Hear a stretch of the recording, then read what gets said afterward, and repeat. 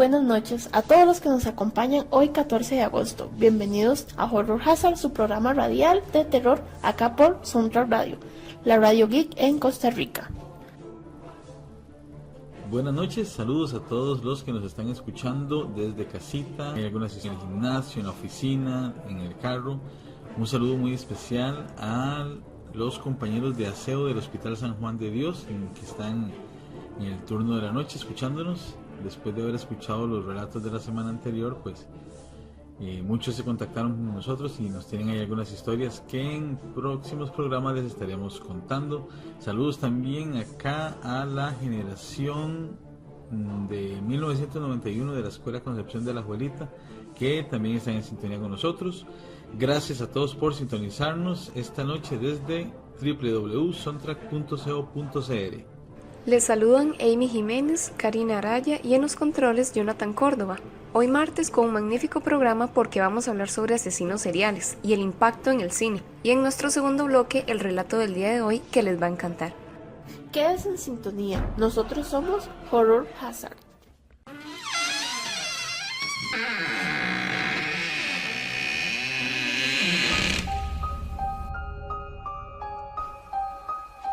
Están a punto de abrir la puerta del terror en Costa Rica. Horror Hazard. Bienvenidos.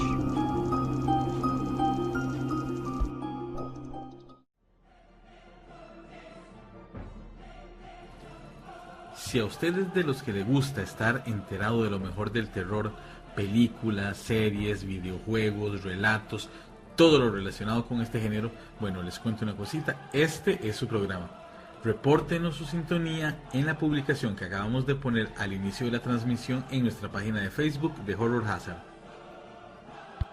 Y también cuéntenos qué les parece el programa de hoy martes, algún tema que les gustaría que comentemos, saludos o bien algún relato que quieran compartir con nosotros. No olviden dejar el contacto y pronto nos vamos a comunicar con ustedes. Este programa llega a ustedes gracias a Zombie T-Shirts y The Walking Dead Costa Rica. Chicos, cuéntenme, ¿han visto alguna serie o película donde su personaje principal sea algún escalofriante asesino serial y que sea basado en hechos reales? Claro, bastantes. De hecho, muchas sobre la vida de Charles Manson. Creo que, si no me equivoco, hay entre 10 y 13 películas sobre la vida de este asesino en serie y el grupo que él conformaba, que se llamaba La Familia. Inclusive series como American Horror Story relata historias de algunos asesinos que existieron en la realidad, como Twisty, el payaso, Bloodyface, entre otros. Entonces el primer tema que les tenemos el día de hoy les va a encantar, porque hablaremos de asesinos seriales y psicópatas que han existido alrededor de los años y sus macabros hechos, así también cuáles de estos han sido llevados a la pantalla grande. Y para la segunda mitad del programa le tendremos un relato que les va a erizar la piel a más de uno de nuestros radioescuchas. Pero antes de empezar con estos dos bloques, ¿qué les parece si nos vamos con lo más destacado de las noticias referente al gigante mundo del terror? Recuerden que también pueden seguirnos a través de nuestra página web www.horrorhazard.com y en redes sociales Facebook como Horror Hazard, Instagram como Horror-Hazard y Twitter como Horror Hazard, así como nuestro canal en YouTube. Empezamos.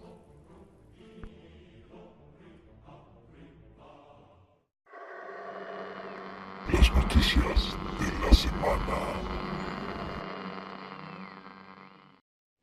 Comenzamos con la sección de noticias, y para dar inicio les contamos que El Señor de los Creepypastas tendrá película. Slenderman cuenta con la siguiente sinopsis. En un pequeño pueblo de Massachusetts, 4 chicas de la escuela secundaria realizan un ritual en un intento por desacreditar la existencia de Slenderman. Cuando una de las chicas se pierde misteriosamente, comienzan a sospechar que ella es, de hecho, su última víctima. Slenderman estrenó en cines el pasado 10 de agosto. American Horror Story lanzó el tráiler para la 8ª temporada Apocalypse. Sin duda alguna, el crossover entre Murder House y Coven y el regreso de Jessica Lange tienen a los fans de la serie muy emocionados y esperando que el 12 de septiembre llegue pronto. Corin Hardy, director de The Nun o La Monja, aseguró que la película tendrá más terror físico y mental que terror a base de imágenes creadas por computadora. Puppet Master es el nombre de una saga de películas de terror sobre un titiritero, André Tulum, que descubre el secreto de la vida, haciendo que sus marionetas cobren vida y maten a cualquiera que se les cruce en su camino. Entonces, ¿de qué trata la nueva entrega? Recientemente divorciado y tambaleante, Edgar regresa a la casa de su infancia para reagrupar su vida. Cuando Edgar encuentra un títere de aspecto infame en la habitación de su difunto hermano, decide venderla para obtener dinero rápido. La vecina Ashley y su amigo del cómic Marco Witz se unen a Edgar para un viaje perdido a una subasta en una convención que celebra el 30 aniversario de los infames asesinatos de Tulum. Todo el infierno se desata cuando una fuerza extraña anima a los títeres en la convención, poniéndolos en una sangrienta juerga asesina motivada por un mal tan viejo como el tiempo. Su fecha de estreno será el día 17 de agosto de 2018 en Estados Unidos. ¿Se imaginan que Georgie, de la película It, no haya muerto? Bueno, esta es la pregunta que se harán en una secuela no oficial de las miniseries It, a cargo de John Campopiano, la cual tendrá por nombre Georgie. Tony Dakota retomará el papel que interpretó hace 25 años en adaptación de 1990. ¿Te gusta ver cómo torturan y asesinan personas? Si te gusta este tipo de cosas, la película estadounidense Arctic es para vos.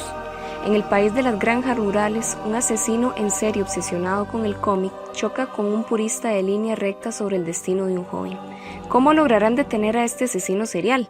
Esperemos que para todos aquellos amantes de este género, la película Arctic cumpla con sus expectativas. Su fecha de estreno con exactitud se desconoce, pero sabemos que viene para septiembre de este año 2018. Se viene la segunda entrega de Terror a 47 metros. Entertainment Studios ha revelado que ahora se trasladarán a Brasil, donde un grupo de turistas buscan explorar algunas ruinas bajo el agua. Sin embargo, no encontrarán exactamente lo que esperaban. Por el momento se desconoce la fecha de estreno, pero se comenta que estaría para el verano de 2019 en Estados Unidos. En un lugar de Utah hay un sitio en particular donde ha habido avistamientos de UFOs, poltergeist y wendigos. A estos últimos se les describe como seres humanoides de aspecto bestial, a los que usualmente se les relaciona con el canibalismo. Y este sitio donde aparecen todas estas cosas paranormales se llama el Rancho Skinwalker. Creado como un documental, Hunt for the Skinwalker presenta un estudio científico bastante amplio y desarrollado que pretende llegar al fondo de todos los eventos paranormales que allí suceden.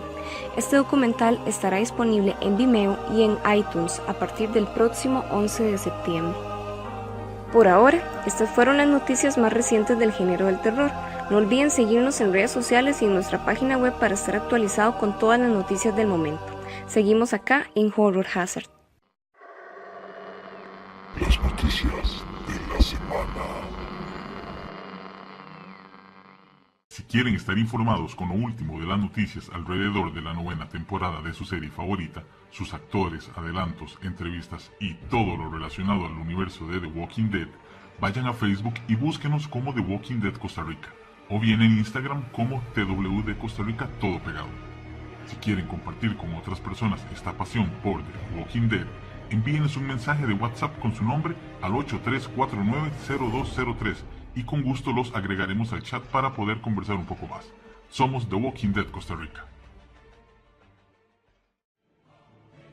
Volvemos de la pausa y comenzamos con el primer tema de esta noche: asesinos seriales y psicópatas que han existido en los últimos años.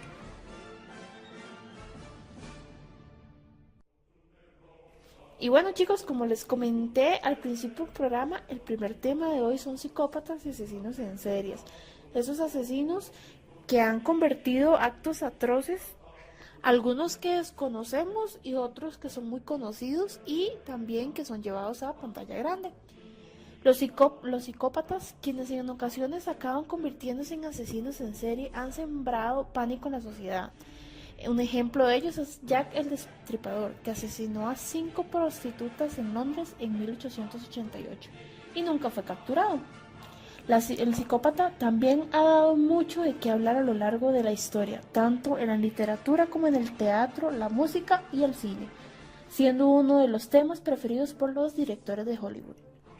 Pero hay 3 términos que desconocemos, y esto es, ¿qué es un asesino en serie, en masa o spree killer? Bueno, un asesino en serie es aquella persona que comete 3 o más asesinatos durante un periodo de tiempo, pero con enfriamiento entre cada crimen. Entre sus delitos mantienen un comportamiento normal. Asesino en masa, persona que comete múltiples asesinatos en una ocasión aislada y en un solo lugar. Y spree killer, persona que comete múltiples asesinatos en diferentes lugares dentro de un periodo de tiempo que puede ir desde unas cuantas horas a varios días. A diferencia de los asesinos en serie, estos no vuelven a su comportamiento normal entre asesinarlos. Y bueno, hay una pregunta que yo creo que muchos acá se hacen. ¿Un asesino nace o se hace? Bueno, las ciencias encargadas de la investigación criminal llevan años investigando la conducta psicológica del asesino en serie con un fin preventivo. Desde entonces no dejan de barajar numerosas hipótesis sobre su análisis en diferentes factores que podrían estar relacionados. No obstante, se trata de estudios complementarios, aún no concluyentes por sí mismos. Asesino en acto o en potencia. Bueno, el objeto de estudio de la ciencia tiene su foco en las características genéticas, biológicas, neurológicas, sociales y bueno, vamos a ver cuáles son las características de cada una de estas. Empezamos con los factores genéticos, que desde principios de los años 60 investigadores de la talla de Jacobs, Ruther y Heckler sostienen que la tendencia criminal está relacionada con el cromosoma XYY, conocido como el cromosoma del crimen, el responsable del comportamiento agresivo y antisocial. La investigación llevada a cabo en 2009 por la Universidad de Brown se centra en el denominado gen del guerrero. Otros estudios destacables se refieren a los antecedentes genéticos familiares, tesis iniciada por Lombroso, que afirma que el gen criminal se transmite de padres a hijos. Factores neurológicos. Bueno, la denominada búsqueda de sensaciones es lo que llevó a Zuckerman en 1979 a postular la necesidad de los asesinos en serie de tener experiencias nuevas constantemente, de alto riesgo, estimulantes, que para conseguir sensaciones placenteras y de control. Factores bioquímicos. La deficiencia de la producción de serotonina, que es el mitigador de la angustia, y la concentración de testosterona en el individuo incrementa la violencia. Factores provocados por un accidente cerebral, consecuencias de ciertos tipos de lesiones en la parte anterior del cerebro. Su alteración podría desarrollar una agresividad excesiva. Y por último, factores psicológicos, que los antecedentes de enfermedades mentales como la esquizofrenia, el abuso de estupefacientes o drogas incrementan las posibilidades de delinquir. Ahora, rasgos que definen a un psicópata o asesino. No todos los criminales son psicópatas, ni todos los psicópatas son criminales. Veamos cualidades de personalidades que evidencian a un psicópata. Bueno, como primer dato, muy curioso por cierto, tienden a ser hombres. Los hombres representan casi el 91% de los casos de asesinos en serie de los últimos 12 años. Se piensa que la agresividad masculina puede ser exagerada por la depresión y los sentimientos de aislamiento durante la pubertad, lo que lleva a la rabia. Segundo, sería antecedentes problemáticos con la familia. Por lo general han sido abandonados a temprana edad por sus padres y crecen en hogares rotos. O también hay una larga historia de problemas psiquiátricos, comportamiento criminal y alcoholismo en sus familias. Otro rasgo muy común es que orinan la cama. Los criminólogos encontraron que en más del 90% de los casos registrados, los asesinos padecían de enuresis crónica en la pubertad. Por sí mismo, orinarse en la cama puede ser totalmente normal, pero junto con otros rasgos puede considerarse como una señal de peligro. Otro rasgo muy característico es el maltrato a animales.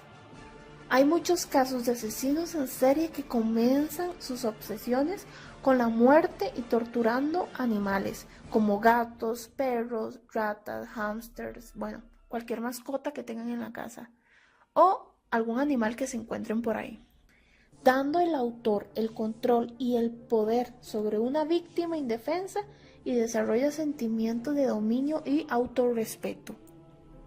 También tenemos la obsesión con incendios. El impulso de iniciar incendios tiene lazos con la compulsión de destruir. El asesino se siente abrumado por la necesidad de controlar y manipular. Y definitivamente los incendios les proporciona una manera fácil de explorar estas necesidades. Otra característica también tenemos el alto coeficiente intelectual. La mayoría de los asesinos en serie han caído en el rango del 110 a 145, colocándolos entre normal, brillante y muy inteligente. Su inteligencia les ayuda a encontrar formas más eficientes de matar y evadir la captura. También tenemos la sexualidad desviada. Signos de comportamiento generalizado con insinuaciones sexuales como disfrutar la asfixia, autoerótica, fetichismo, sadomasoquismo y entre otros. Todo esto se enlaza con control y manipulación de que son frecuentes en el comportamiento de un asesino en serie. Como número 3 tenemos un caso muy común en bastantes asesinos en serie y es abuso en su infancia. Una enorme cantidad de famosos asesinos en serie sufrieron abusos psicológicos, a veces físico y a menudo sexualmente durante su infancia, por lo general causada por sus compañeros de escuela o colegio y familiares como padres, hermanos, tíos, abuelos, madres y también parejas. Tal maltrato les inculca con profundos sentimientos de humillación e impotencia, unas ganas de hacerle daño a la persona que tanto daño les hizo en su infancia o a lo largo de su vida. También tenemos como otra característica la falta de empatía. Por mucho el comportamiento es una herramienta fuerte para determinar un asesino, y el componente clave que se encuentra con la psicología de la mayoría de los asesinos en serie es su completa falta de empatía. Son capaces de ver su comportamiento como abominable y ver el sufrimiento de otro ser humano totalmente irrelevante. Y una característica muy inquietante es que el 76% de todos los registros de casos de asesinatos en serie se han registrado en Estados Unidos. En la actualidad hay al menos 300 asesinos en serie en libertad en este país. Pero no solo esos rasgos, también hay un montón, como también son obsesionados con el poder, son muy manipuladores, a menudo manipulan a las personas para que hagan lo que ellos desean y las personas sin darse cuenta lo hacen. También son egoístas. De hecho, esos son como aquellos que presumen sus crímenes e incluso guardan trofeos, así como cabezas o cualquier objeto de las víctimas en especial, alguna otra parte del cuerpo, y también dejan pistas, que es lo que los lleva a sus capturas. Pero bueno, recuerden que todos estos factores por lo general se dan desde la infancia. Solo hay que saber cuidar y ponerle atención a todos estos rasgos. Y aunque los rasgos se vean presentes desde la infancia, al llegar a la pubertad se convierten aún más comunes. Pero bueno, les voy a comentar sobre algunos números de 5 personas que son los mayores asesinos en serie en el mundo. Está el caso de Pedro Alonso López, que es de origen colombiano y que asesinó a más de 300 personas, casi todas niñas. También tenemos a Harold Chipman de Inglaterra y que asesinó a 238 personas. Herman Webster Mudgett, estadounidense, y asesinó a más de 200 personas. Luis Eduardo Garavito, que es de origen colombiano, y su cifra de asesinatos está en 140 personas. También tenemos a Pee Wee Gaskins, estadounidense, y asesinó a más de 100 personas. Y así un montón más de asesinos que sus números han ido disminuyendo, como en 80 personas, 60, 40 y ahí van. Y bueno, ahora les voy a hacer como un top de 10 asesinos seriales más famosos de la historia. Como número 10 tenemos el asesino del Zodíaco.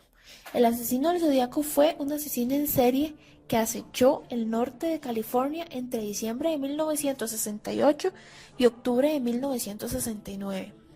En una carta supuestamente suya confesó el asesinato de 37 víctimas, aunque las únicas confirmadas fueron 4 hombres y 3 mujeres de las mismas. Solo 2 sobrevivieron para dar pruebas sobre la identidad del asesino, aún desconocida.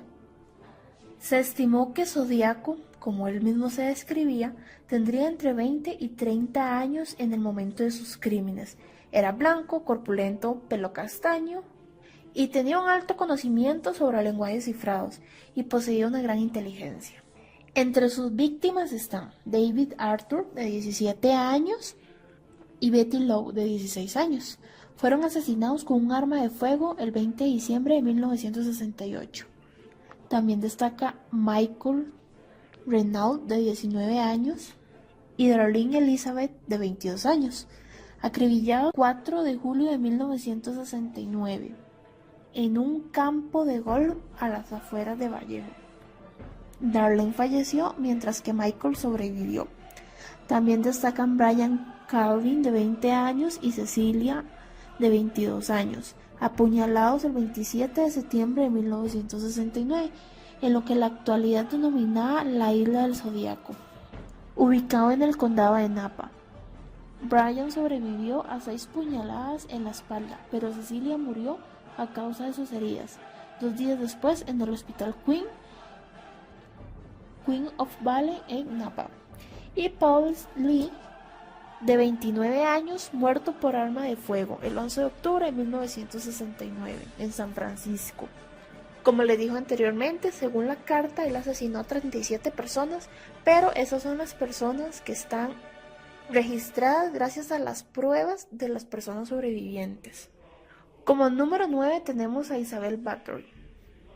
Esta mujer fue una aristócrata húngara, perteneciente a una de las familias más poderosas de Hungría.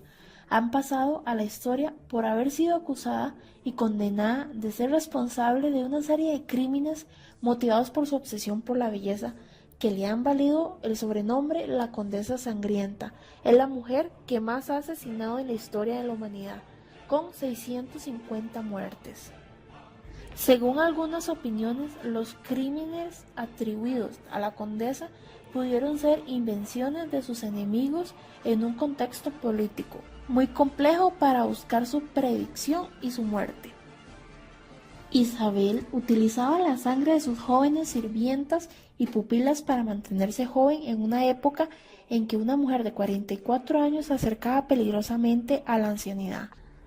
La leyenda cuenta que Isabel vio a su paso por un pueblo a una anciana decrépita y se burló de ella, y la anciana, ante su burla, la maldijo diciéndole que la noble también envejecería y se vería igual que ella. Y en el cine ha sido un personaje favorito para muchos directores. Ha aparecido en películas tales como Hostel Parte 2, Noche de Miedo 2, Sangre Nueva, Eternidad, Stay Alive, Necrópolis y un sinfín más. Así también en teatro, música, videojuegos, tales como en el juego Diablo 2, en la saga de juegos Bloody Roar, también en videojuego para PC en The Black Heart, y así alrededor de los 20 juegos. Y también en series como American Horror Story, la temporada de Hotel. Su personaje es interpretado por Lady Gaga, quien interpretó a la condesa y propietaria del Hotel Cortés. Como número 8 tenemos a Manuel Blanco Romasanta. Fue un o una psicópata criminal español de sexo indeterminado. El autor confesó 13 asesinatos durante el siglo XIX. No fue ejecutado al considerarse el único caso documentado de licantropía clínica, refiriéndose a la enfermedad mental, no al ser mitológico. Nació el 18 de noviembre de 1809.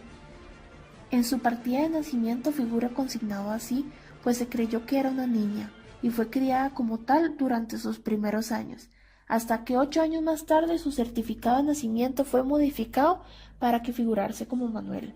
Fue uno de los cinco hijos, quien asegura que su aspecto físico normal era como el resto, aunque más bajo. Dicen que medía 1,37 m, rubio y de factores suaves o femeninas, descritas por algunas historiadoras como tiernas. Este actor de asesinatos que quedaron en la historia, cometió al menos 13 asesinatos, siendo las víctimas siempre mujeres o niños. Las desapariciones pasaban desapercibidas, ya que se encargaba de que sus familias recibieran masivas cartas contando que habían establecido en otros lugares, logrando aludir así a la justicia durante años. Su fama como vendedor de ungüento de grasa se extendió rápidamente por Galicia, pero lugareños comenzaron a sospechar que estaba compuesto por grasa humana. La aparición de algunas pertenencias de los desaparecidos acrecentaron las sospechas sobre las desapariciones cada vez más comentadas. Planeó su huida, llegando a salir de Galicia con un pasaporte falso. Finalmente se presentó una denuncia en la ciudad de Escalona, alegando que un vendedor ambulante engañaba a mujeres y niños para que viajaran con él y que luego nunca más se sabía de ellos. Finalmente fue capturado y se le acusó de llevar con él con mentiras y engaños a mujeres y niños para matarles y sacarles el sebo o unto, y posteriormente venderlo. Como número 7 tenemos a la familia Manson. Sin duda el grupo de criminales estadounidenses más famosos de la historia, luego de que en los años 60 Charlie junto a sus seguidores asesinaron a varias personas, pero sin duda el asesino de la familia Manson más conocido fue el de la famosa actriz Sharon Tate, esposa de Roman Polanski, que estaba en ese entonces con un embarazo de 8 meses. Desde entonces Charlie se encuentra en la cárcel, pero sigue recibiendo cientos de cartas al año de sus más fieles seguidores. Sin embargo, el 19 de noviembre del 2017 murió, una semana después de cumplir 83 años. Las causas subyacentes de la muerte fueron paro cardiorrespiratorio y cáncer de colon. Número 6. Andrei Chikatilo. Considerado uno de los asesinos seriales más famosos de la Unión Soviética, luego de matar a 52 mujeres y niños entre 1978 y 1990. Por sus sangrientos crímenes fue llamado el carnicero de Rostov, el violador rojo o el violador de Rostov, y, aunque enfrenta varios juicios, recién condenado en 1990 para luego ser ejecutado por un disparo en la cabeza. Este asesino mató por primera vez a los 42 años. Abordó en la calle a una niña de 9 años y la convenció para que fuera con él a la cabaña, que poseía en las afueras de la ciudad. Sabía cómo hablar a los niños. Él mismo había sido maestro y tenía 2 hijos. Una vez allí, la desvistió con violencia y accidentalmente le hizo un rasguño, hecho que propició la sangre en la niña y lo que provocó una erección inmediata, estableciendo el vínculo fatal entre sangre y sexo. Luego sacó un cuchillo y se lo clavó a la niña en el estómago. Con cada puñalada notaba que acercaba más al orgasmo, por lo que no cesó. Como número 5 tenemos a Peter Kürten, conocido también como el vampiro. Este alemán violaba y asesinaba tanto a mujeres como niños para luego beber su sangre. Le cortaron la cabeza con una guillotina luego de ser culpable de casi 89 casos de agresión sexual y asesinato. Kürten realiza su primer asesinato a los 9 años cuando ahogó a 2 amigos mientras se bañaban en el río. También fue contratado como perrero, donde experimentó el placer de torturar, violar y matar a perros abandonados. Sus tendencias violentas se fueron incrementando a medida de que se hizo mayor. Número 4. Jeffrey Dahmer, conocido también como el carnicero de Milwaukee. Llegó a matar hasta 17 personas haciendo con sus cuerpos los actos más brutales. Y es que luego de matar a sus víctimas realizaba actos de necrofilia y canibalismo. Además, los desmembraba para luego unir partes y hacer una aterradora creación. Fue condenado en 1994, pero solo unos meses después fue asesinado en la Correccional de Columbia. Y de hecho hay una película llamada Dahmer que es basada sobre la vida de este asesino. Fue protagonizada por Jeremy Renner y su papel lo lanzaría a la fama. Como número 3 tenemos a Ted Bundy. Este criminal aterrorizó a las mujeres de Estados Unidos desde 1974 a 1978, ya que no solo las asesinaba, sino que también las violaba, torturaba y desmembraba. En un total aparecieron 30 cuerpos asesinados por su mano y otras 40 todavía permanecen desaparecidas. Fue condenado a la silla eléctrica el 24 de enero de 1989. Y de hecho también hay una película que se llama Ted Bundy, que es la que dramatiza los crímenes del asesinato. En el segundo lugar tenemos a Aileen Wuornos. Las mujeres también han sido parte de la historia de los asesinos en serie, ya que esta prostituta llegó a matar al menos 7 hombres entre 1989 y 1990. Fue condenada en 1991, pero fue hasta el 2002 que recibió la inyección letal que le puso fin a su vida. Aileen admitió haber matado a 7 hombres en incidentes separados.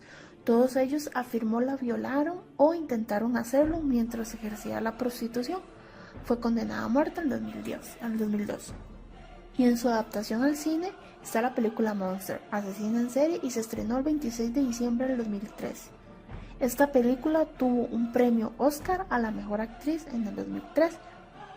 Y en octubre del 2015 la actriz Billy Ray interpretó a Aileen en la serie limitada American Horror Story, también en la temporada de Hotel. Y como número 1 tenemos a John Wayne Gacy. Nadie pensaría que este carismático payaso era en realidad un brutal asesino que perseguía a sus víctimas con la intención de violarlas. Fue condenado y ejecutado en 1994, luego de descubrirse 33 personas enterradas cerca de su casa, todas de sexo masculino. De sus víctimas, 26 fueron enterradas en el semisótano de su propia casa, otras 3 en otros lugares de la casa y 4 fueron lanzadas a un río cercano. Se le llamó el payaso asesino porque hacía servicios a diferentes desfiles y fiestas de niños, vestido de payaso. Se hacía llamar Pogo el payaso, personaje que él mismo creó.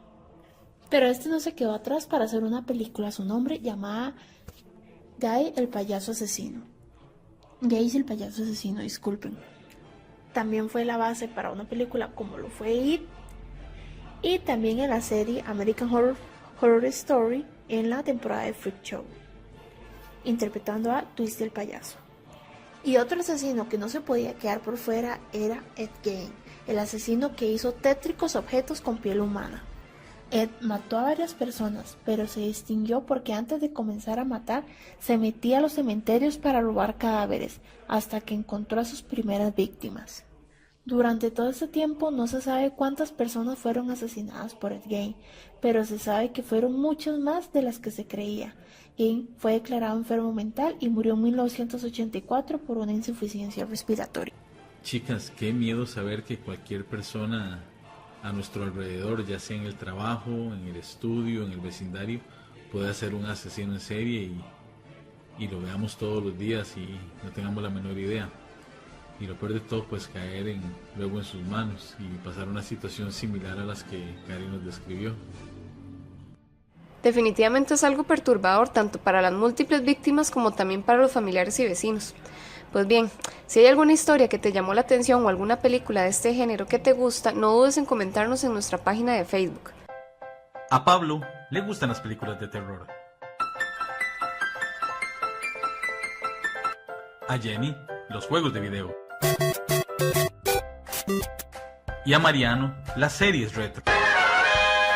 Sus gustos son diferentes, pero tienen algo en común. Todos personalizan sus camisas con Zombie T-Shirts. Búsquenos en Facebook como Zombie T-Shirts o llámenos al 6221-7778. Para camisetas y más, Zombie T-Shirts. Volvemos, somos Horror Hazard y como lo hemos venido anunciando, la segunda parte de nuestro programa siempre la dedicamos a un relato. Así que sigan con nosotros. Bueno chicos, vamos con los relatos del día de hoy. Esta vez son 3 relatos. Como primer relato tenemos a Noelia Fernández, una vecina de Coronado, que nos va a contar su experiencia con un señor, una actividad paranormal que tuvo y que su vecina también pasó por lo mismo. Como número 2 tenemos a Jenny, una vecina de Coronado, y número 3 tenemos a Fernanda, una vecina de Alajuela. Empezamos con Noelia. Buenas noches, gracias por invitarme al programa. Les voy a contar un relato que nos pasó a una amiga y a mí. Ella es vecina mía, vivimos en diferentes casas pero en la misma propiedad. Hace unos meses atrás Eran como las 9:30, casi las 10 de la noche, cuando me entró una llamada al celular. Al contestarla era ella, se llama Alejandra, mi vecina. Me comentó lo que le acababa de pasar. Nosotras vivimos en San Rafael de Coronado y la entrada para ir hacia la casa de nosotras es muy solitaria y muy oscura de noche. Ella me comenta que cuando parqueó el carro frente al portón para bajar, abrir el portón y meter el carro, ella en el retrovisor, como de reojo, vio una sombra. Entonces, antes de bajarse del carro, ella vio hacia el retrovisor para ver qué era lo que estaba viendo más claramente. Cuando ella vio hacia el retrovisor, ella vio por la parte de atrás, el parabrisas de atrás, vio una sombra muy alta, como un señor mayor con un sombrero y todo vestido de negro. Ella no le dio mucha importancia porque tenemos pocos vecinos, pero tenemos, y pensó que era alguien de ellos. Cuando ella se bajó del carro para por fin abrir el portón y meter el carro, no había nadie. Y ella se fue atrás del carro, se fue a buscar a los lados, vio para la derecha, para la izquierda, para todos lados y no había rastro de lo que ella acababa de ver. Entonces se asustó mucho, porque nunca le había pasado. Ella y yo tenemos como 1 año y medio de vivir ahí. Bueno, pasó. Un mes después, más o menos, mes y medio después, yo venía en mi carro por la carretera principal, subiendo San Rafael de Coronado. Cuando yo estoy con la direccional a la izquierda para poder ingresar a la entrada que da a mi casa, ya pasan los carros a los que yo estoy esperando para poder cruzar. Y cuando yo cruzo, yo veo de la nada un señor en la acera, porque yo tengo que cruzar por una acera para ya luego ingresar a la entrada. Veo un señor en la acera que va caminando, pasando despacio, entonces yo freno el carro en media carretera principal, le hago el cambio de luces aprovechando que no venía ningún carro bajando para que el señor pase. Cuando el señor pasó muy despacio, con la cabeza agachada, con un sombrero y todo vestido de negro. Cuando el señor pasó, ya yo avancé. A la hora de yo avanzar y pasar justo al lado del señor, yo vuelvo a ver hacia la izquierda. Yo tenía las ventanas abajo, los vidrios, y al ver hacia la izquierda ya el señor no estaba y no había nadie. Y yo vi hacia la derecha, hacia adelante, hacia atrás, y el señor había desaparecido por completo. Yo le conté a Alejandra, a mi vecina, y sinceramente ya a mí se me había olvidado lo que ella me había contado anteriormente del señor que ella vio. Cuando yo se lo describí, ella me dijo: Noelia, es el mismo que yo vi, y en la misma calle y en la misma parte. Y esa es mi historia.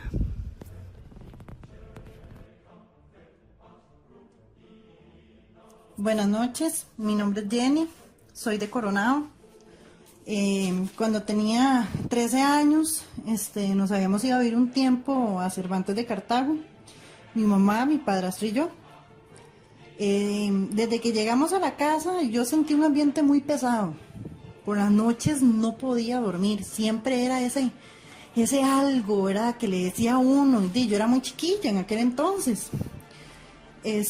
Una madrugada, puesto que no podía dormir, me levanté a tomar agua, ¿verdad? Y yo sentí como una brisa rara, como un viento muy frío. Entonces me acerqué al fregadero. Al frente del fregadero había una ventana que daba con vista al patio de mi casa. Y en una esquina, a lo largo, como a los, 25 metros más o menos, vi un punto rojo, queditito, pero empezó a moverse, y llegó como hasta el centro, ¿verdad?, del patio, que era de tierra, y empezó a bajar, y se metió en la tierra y desapareció. Y en el momento yo me asusté, ¿verdad?, y digo yo, seguramente es que estaba medio dormida o tratando de buscar explicaciones a lo que yo había visto, ¿verdad? Fui y me dormí. A la noche siguiente, otra vez lo mismo. Yo no podía dormir y aquella brisa, ¿verdad?, que yo sentía como muy frío, y mi cuarto era muy encerrado. Entonces no había como por dónde meterse algún viento en la madrugada, no había. Entonces fui otra vez a la cocina, me asomé por la ventana y ahí estaba otra vez el punto rojo, ¿verdad? Y me quedo viéndolo, yo en la total oscuridad porque no prendí la luz para ver, ¿verdad? Y veo que se empieza a mover otra vez, pero muy despacio, y se movía, y se movía, se movía. Y se quedó quieto otra vez en el centro del patio y empezó a bajar, y bajar, y bajar, y se metía en la tierra. Digo yo, no, pues esto ya no es normal, o sea, esto no es que se lo está imaginando mi cabeza. Fui corriendo al cuarto de mi mamá, la desperté casi que llorando, y yo, mami, es que pasa esto y esto, ¿verdad? No me creyó. Fuimos otra vez, ¿verdad? Y nos quedamos como 15 minutos y nada, y me decía, no, es que eso es un invento suyo, seguramente es que estaba dormida. Y de un momento a otro, en la misma esquina, aparece el punto rojo, y le digo yo, vea, donde nos quedamos viendo las dos, ¿verdad? Vemos el punto rojo donde empieza a moverse y moverse y moverse y moverse, y llega al mismo lugar y empieza a bajar. Y se asusta mi mamá, ¿verdad? Esa noche tuvimos que dormir juntos porque yo no podía dormir y ella tampoco, ¿verdad? Entonces, del miedo. Al día siguiente, ya era sábado, nos fuimos para donde unos vecinos, unos señores muy mayores, ¿verdad? Que habían vivido toda la vida ahí, a preguntarles si ellos sabían algo, ¿verdad? Si sabían de algún acontecimiento que había pasado ahí en la casa o de alguna historia rara de en esa casa, ¿verdad? Porque curiosamente nos habían dicho que hay la gente no duraba mucho viviendo en esa casa, siempre se iban, ¿verdad? Entonces, el señor muy amable, ¿verdad? Nos contó que hacía muchos años ahí vivieron unos señores de campo, ¿verdad? De los tiempos de antes, y tenía un hijo, que el hijo supuestamente era enfermo y como que tenía problemas mentales, ¿verdad? Entonces pasaba gritando y ese tipo de cosas, ¿verdad? Y dice que un día, de la nada, ¿verdad? Los señores dijeron que el hijo se fue y se desapareció. No supieron nada más de él, ni siquiera dijeron nada a la policía, ¿verdad? Como que se había perdido el muchacho, ni nada. Entonces, dicen mis vecinos de aquel entonces que la gente murmuraba que era que esos señores lo habían matado y lo habían enterrado ahí, en el patio de esa casa. Que supuestamente por eso el punto, ¿verdad? Llegaba al centro y que ellos sospechaban que el muchacho estaba enterrado en el centro del patio.